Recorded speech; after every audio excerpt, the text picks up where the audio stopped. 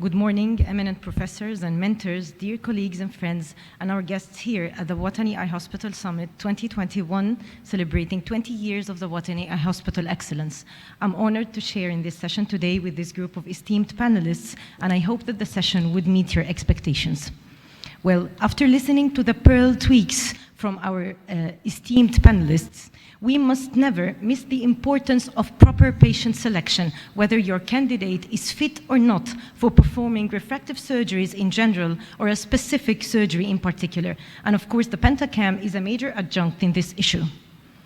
Dating since the previous century, corneal refractive surgeries have been emanating, being flap-based and flapless, with major advancements continuously introduced. Yet, the proper patient selection remains pivotal to avoid post-operative complications, including the catastrophic complication of post-refractive surgery, ectasia, which is, of course, more commonly encountered with improper selection of LASIK candidates, but has also been documented with cases of surface refractive surgeries. To properly select your patient, you have to start with proper history taking, which is unfortunately overlooked by many ophthalmologists. First and foremost, frequent eye rubbing has been associated with a significantly higher risk of both ectasia initiation and progression. That's why if you have some allergic conditions, you have to address them quite well before performing the refractive surgeries. Also, the literature has documented an incidence ranging between 9 and 13% of a genetic link between the autoimmune thyroid eye diseases, especially Hashimoto thyroiditis and ectasia development. Furthermore, the estrogen-progesterone disturbances can weaken the crosslinks between the collagen lamellae. That's why we usually defer from performing LASIK for the pregnant females and lactating within the first 6 months of lactation, or females having hormonal disturbances till being properly controlled. Also, the family history should be taken into consideration, as there is a risk of autosomal dominant inheritance of 10%. And last but not least, athletes, especially the ones performing contact sports and liable to frequent trauma, have to be well counseled regarding the proper refractive surgery for them and the proper timing of visual rehabilitation to resume their training safely.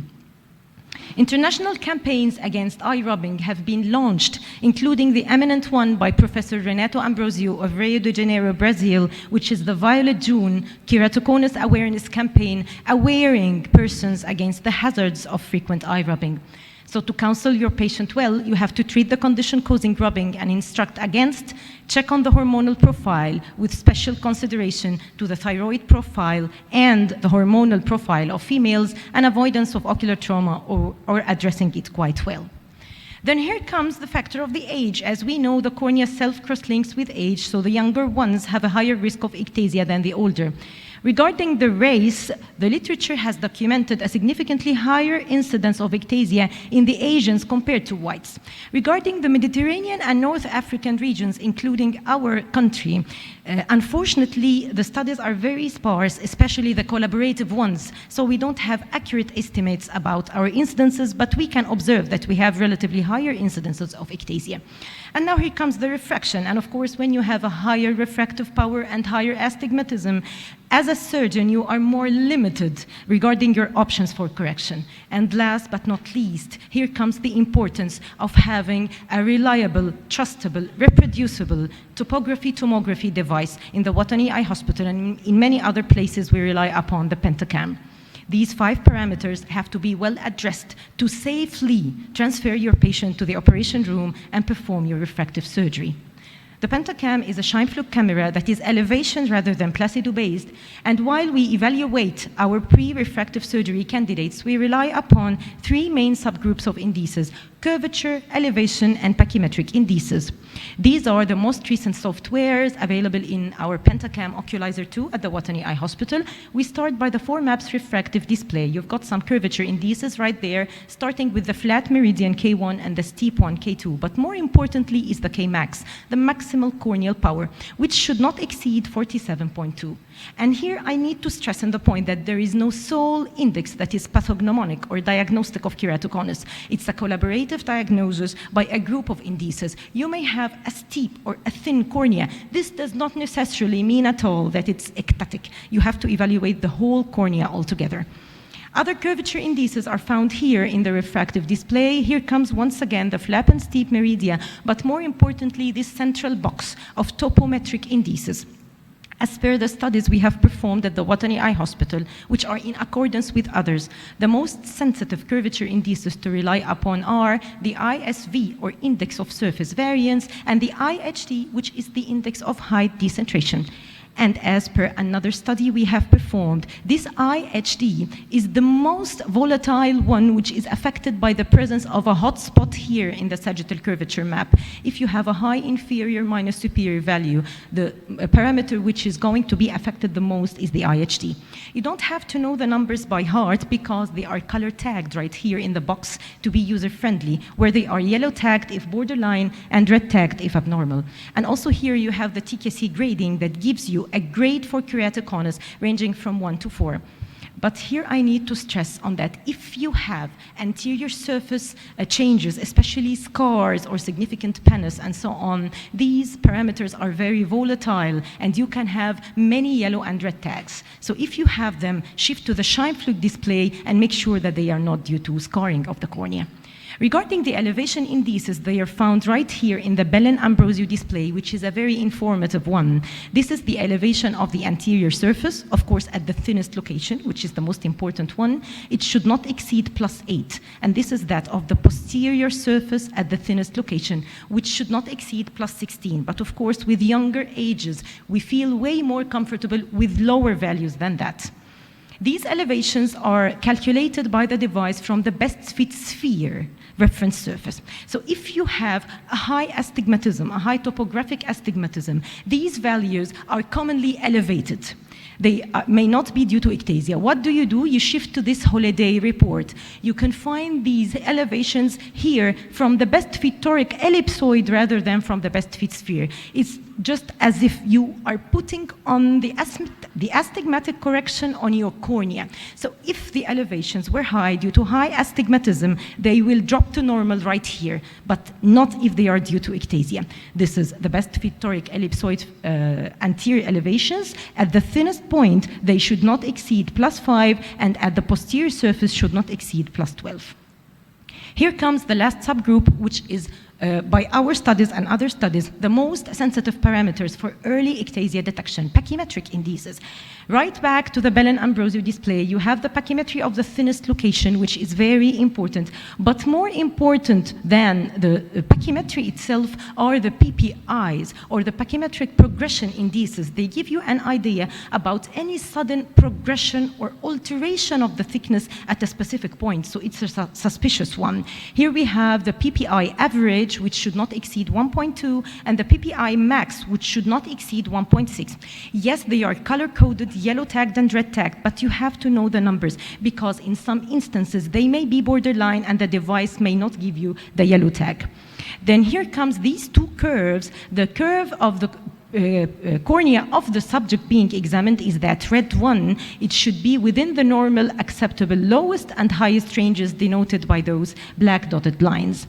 And here comes the total D value, which is more important than those separate D values. It is estimated by the device as a collaboration of elevation and pachymetric indices, and it should not exceed 2.6. Once again, sometimes we have got some yellow tags right here, and this does not mean necessarily that it is an ectatic cornea. After evaluating the curvature, elevation, and pachymetric indices, if we have any refractive candidate who is suspicious, if he has got a risk of developing post-refractive surgery ectasia, we depict two main parameters to evaluate this risk. First one that has been launched many years ago, but it is still being used, which is the Randleman's ectasia risk score system. The major problem in this system, being a relatively old one, is that it doesn't take into consideration either the elevation or the pachymetric indices, which are actually proven now to be more sensitive. It just relies upon the anterior surface topography, if there is an inferior steepening, together with other parameters, including mainly the age and the spherical equivalent. The examined cornea takes a score for every point, and the overall score of the patient should not exceed 3 as per this score system, or this cornea is at high risk of developing ectasia. So as we can see here, if your patient is below 21, As per Randleman, he is already at high risk of developing ectasia. That's why if me as a topographer is examining a cornea and I find any yellow or red tags in a candidate below 21, I'm concerned here. I should find everything white, and that's enough that he or she are below 21. Another recently launched index, which is actually proven by some studies to be more sensitive than the Randleman's ectasia risk score system, and we commonly calculate it at the Watani Eye Hospital, which is the PTA index, percentage of tissue altered. While doing your LASIK, how much tissue has been altered by your treatment? You add the tissue ablated from the nomogram to the flap thickness, and we divide it over the corneal thinnest location. Here we want to exclude the portion of the cornea that would be altered by the surgery, and this should never exceed 40%, and I feel way more comfortable if I calculate the number and find it way less than 40%. And now, after exploring the importance of all the parameters we have evaluated, starting from the history taking and ending with a thorough examination of the corneal topography, tomography, let's explore some case-based scenarios, and I would be honored if our esteemed panelists would share with their valuable opinions in my cases, please. This is my first case. It's for a 22-year-old female coming asking for refractive surgery.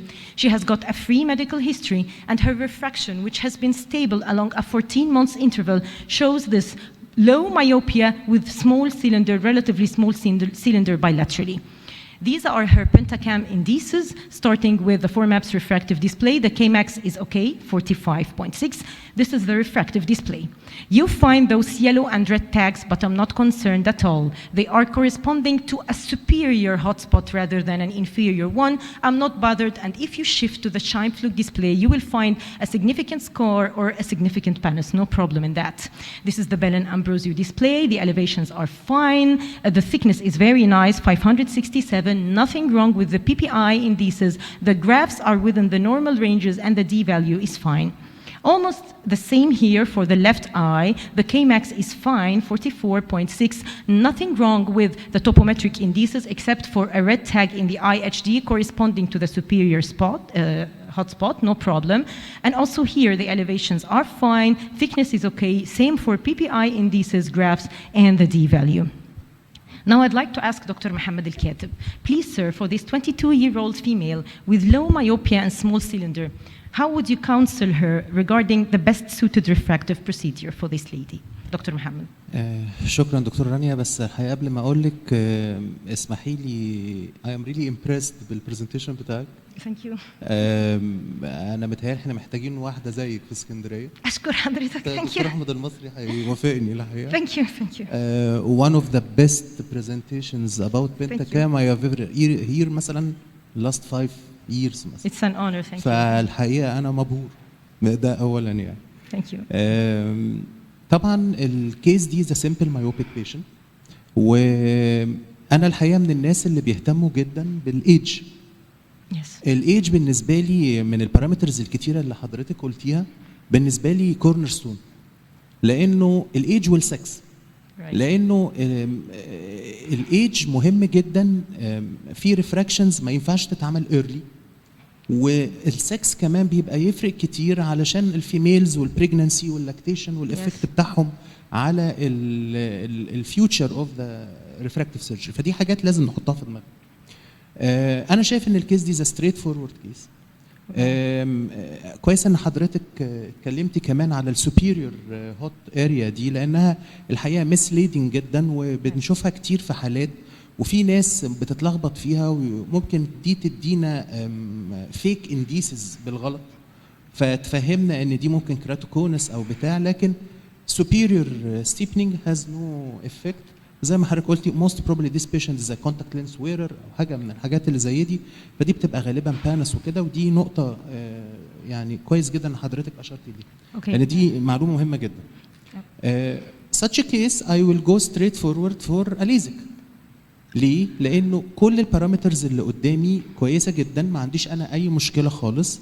I will do flap and I will do LASIK. And would you customize your treatment or just a conventional LASIK? والله بصي بقى، الكاستمايزيشن ده اصله يعني انا كنت من اوائل الناس اللي اشتغلت كاستمايزيشن، واشتغلنا على اجهزه كتيره جدا في القصه دي. انا شايف ان البلاتفورمز الحاليه بالموديفايد ابليشن بروفايلز الجديده اللي شغاله بقت خلت احتياجنا للكاستمايزد ابليشن قليل جدا.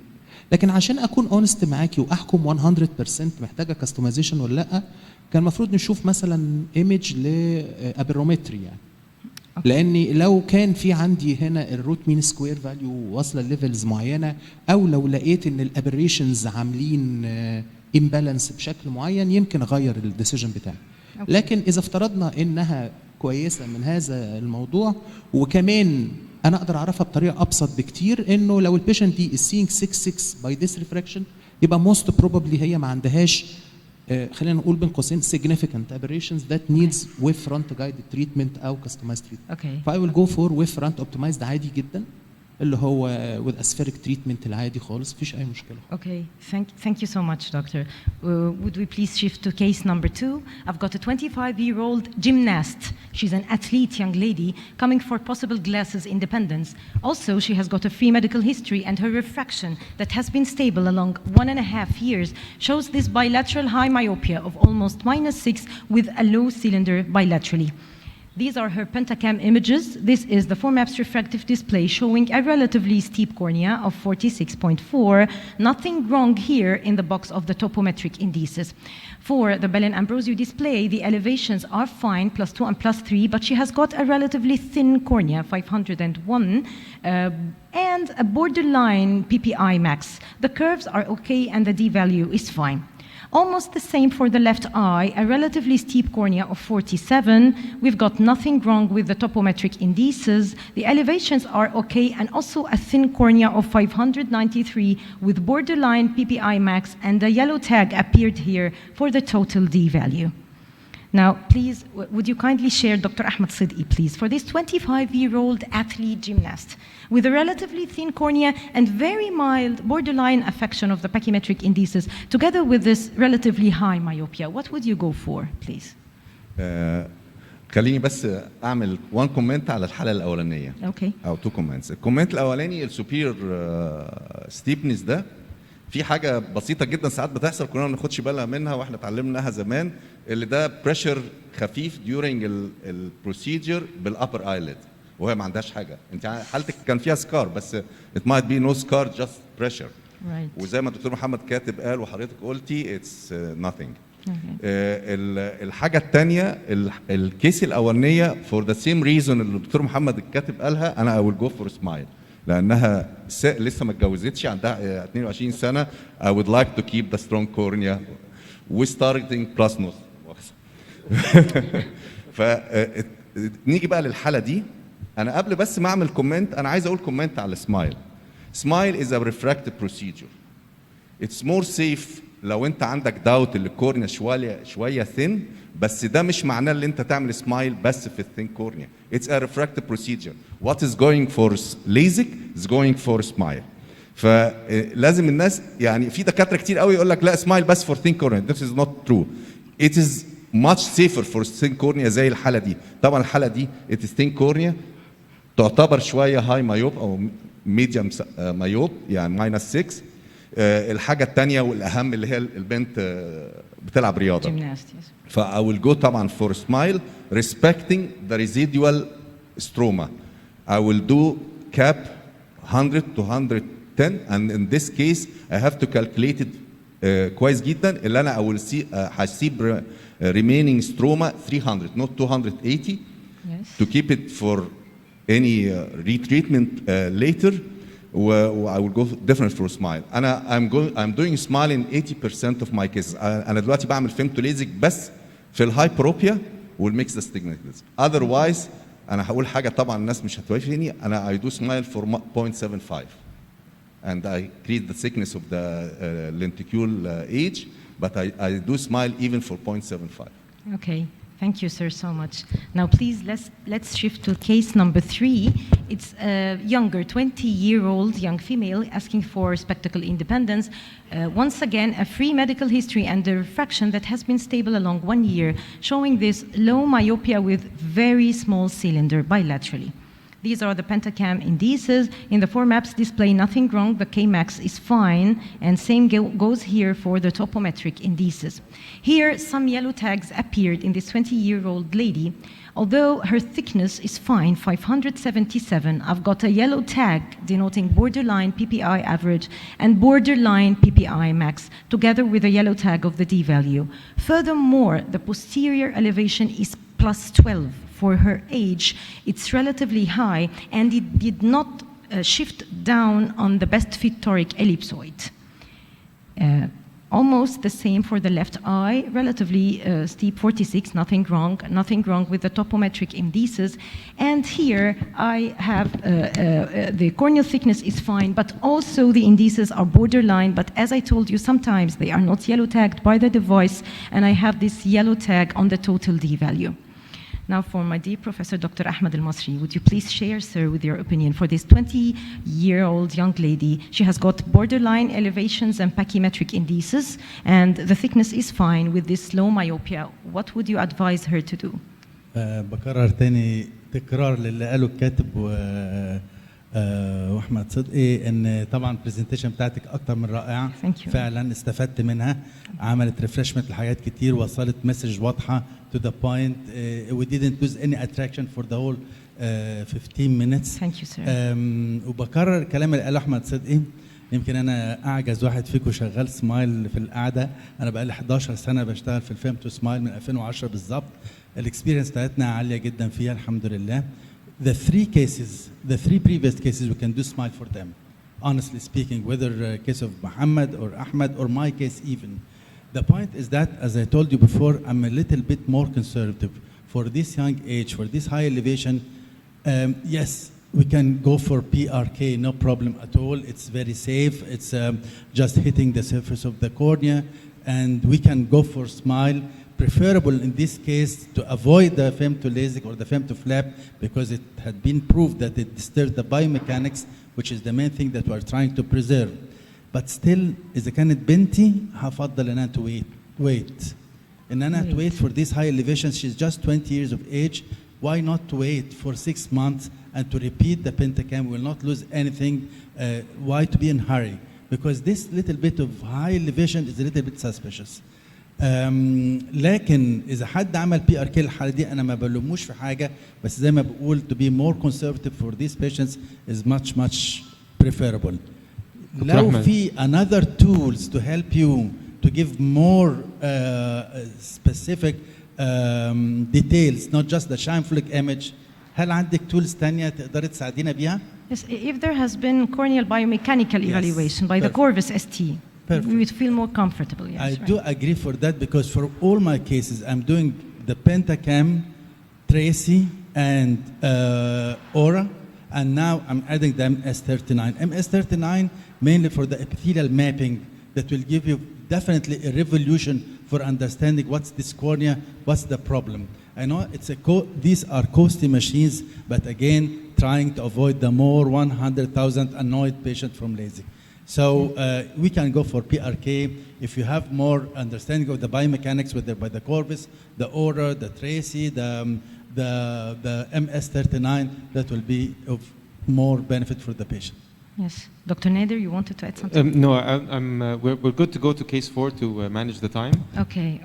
Now this is my last case number 4, which is a male right here, 37-year-old male hoping for spectacles independence. He has got a history of Hashimoto thyroiditis for 10 years, and he's on treatment. His refraction, of course stable along many years, shows this high myopia, especially in the left eye, reaching up to almost -9, and a high cylinder, relatively high cylinder in the right eye. These are his Pentacam indices, and this inferior hotspot appeared right here, together with a relatively steep cornea. We have this yellow tag of the IHD corresponding to this hotspot of inferior steepening. His elevations are fine, but he has got a relatively thin cornea, augmented by borderline values of the PPIs and of the D value. Regarding his left eye, nothing is wrong here. There is no inferior steepening here, but we still have a thin cornea in the left eye. This was what we found in the left eye. This guy with Hashimoto thyroiditis and high myopia with inferior steepening in one eye and bilaterally thin corneas. How would we go? Let me interrupt you for a minute. لغاية ما RM يدونا بس one extra minute, please. I would ask the audience. This is a 37, very old, good age, male. There is no pregnancy expected. ما عندوش غير hypothyroid like half the population of Egypt. And he has myopia and is asking for refractive vision correction. Please raise your hands if you would do PRK in this high myopia. Okay, very little. That's maybe one person. How many would perform LASIK in this case? How many people would be happy to do LASIK for this patient? Dr. Ahmed Sid. Okay, Femtosmile is the good option, right? How many people would do Femtosmile for this patient? 1, 2, 3, 4 people maybe? Okay, Dr. Rania, please proceed. Okay, as a matter of fact, this middle-aged man came to the Watani Eye Hospital seeking medical advice, and he was advised to leave his cornea in peace rather than in pieces, and to go home and to live with his spectacles on or to perform an ICL. He went elsewhere and he was told, would you return back the slides please? And he was told that he should disregard the sophistications of the Watani Eye Hospital. You are in a very safe age range and you should go on to perform LASIK. Please the slides مش بتتحرك please. Okay. He has done a refractive surgery elsewhere and he came few months later returning back to seek medical advice at the Watani Eye Hospital with this florid ectasia development for performing LASIK. And as we can see, this hot spot of inferior keratoconus appeared for this man. And these red tags corresponding to keratoconus grade 2. And for the left eye, where the myopic values were higher, there was no inferior steepening. Maybe the corneal biomechanics of the other eye were stronger or something. And so, with poor patient selection, you may have these posts on the social media. After LASIK, I suffered corneal ectasia in both eyes and had a corneal transplant. And she is totally right to say so.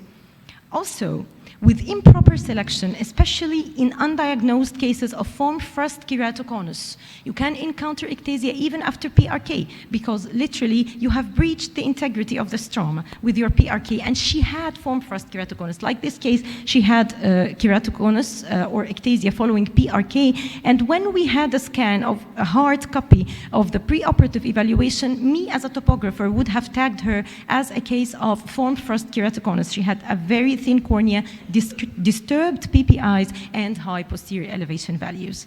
And that's all I have for today. I would like to thank our esteemed panelists for their valuable time. I would like to thank Dr. Nader for giving me the chance to share and for preparing everything together. And of course, I thank the audience for their attendance and attention. And I leave you with Dr. Nader for a very small take-home message. Thank you so much. One final comment from Dr. Ahmed Sidi. Just one comment على الحالة الأخيرة دي. أنا شفت مرة في حياتي مرة واحدة في حالة اوتو اميون ديزيز كانت عاملة ساموير ليزك، الكلام ده يمكن من 15 سنة. كانت بتيجي لي كل يوم أكن بالظبط سوري في التعبير فار بياكل الفلاب لغاية لما الفلاب اختفت. ف اتس يعني سيبك من اللي فيه انفيريور ستيبنس والكلام ده، اي دو اجري طبعا اللي هو ما كانش يعمل، انما اوتو اميون I think this is number one contraindication. Thank you so much. Last comment in one sentence.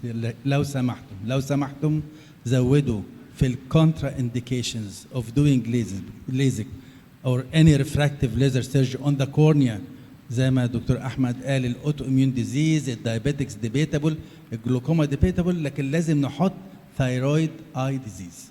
I have published 2 papers, case of keratoconus after regular thyroid patient ما حصلوش حاجه، وعملنا سيرفي في الكيراتوكونس كام من عيانين الكيراتوكونس عندهم ثايرويد بروبلم، لقينا 5.5% من العيانين عندهم كيراتوكونس عندهم ثايرويد بروبلم.